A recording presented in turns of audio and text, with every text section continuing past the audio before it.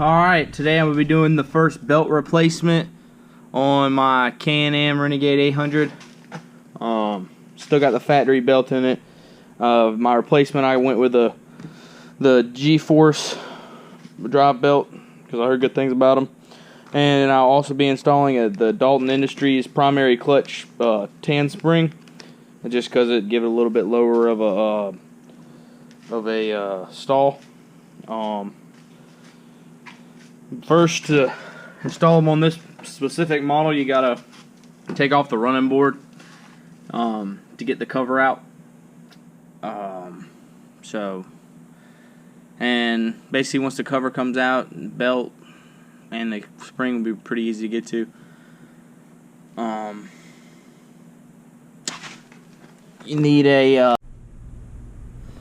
to take the running board off on this specific model is not very hard.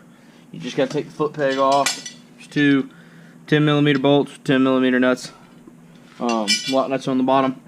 It comes off, then you gotta take off.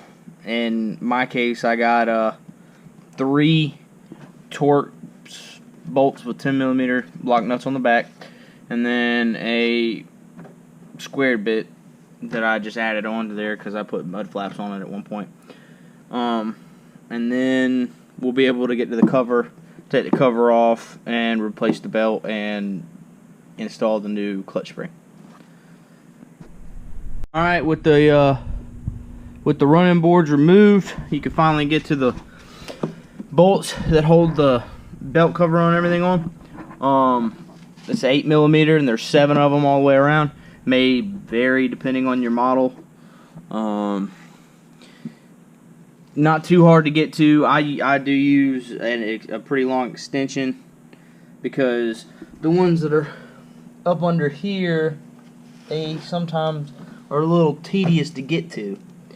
So that extra extension helps you get your, get your impact or ratchet or whatever out far enough that you can take them out without anything being in your way. Alright, with the cover removed, all you gotta do is take your bolt and run it in.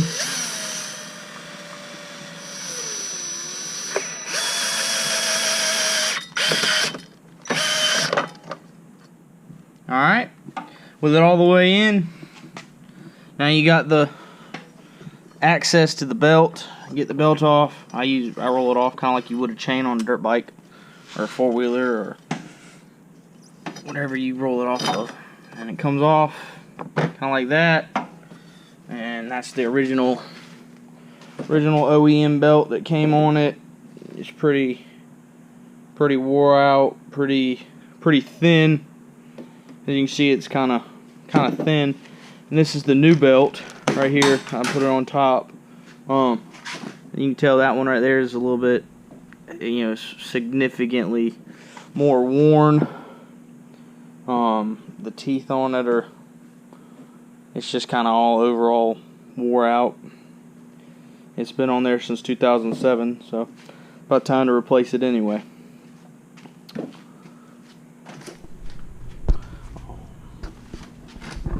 Sometimes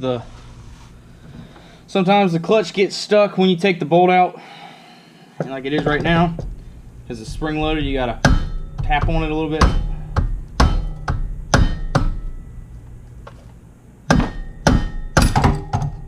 There it is right there.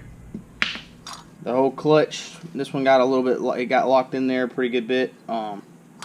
This was the clutch spring I originally got with the Dalton motor clutch kit. It's pretty heavy. I decided to go with the tan clutch spring instead because it's just a little bit more, a little bit more pliable, a little easier to use, and it'll help with lowering the engagement stall with the clutch, give me a little bit faster response time, and all that good stuff. So yeah. All right. New belt is on right now. It's kind of loose. It tightens itself up with rotational force, but it's good now. Let's see what it sounds like.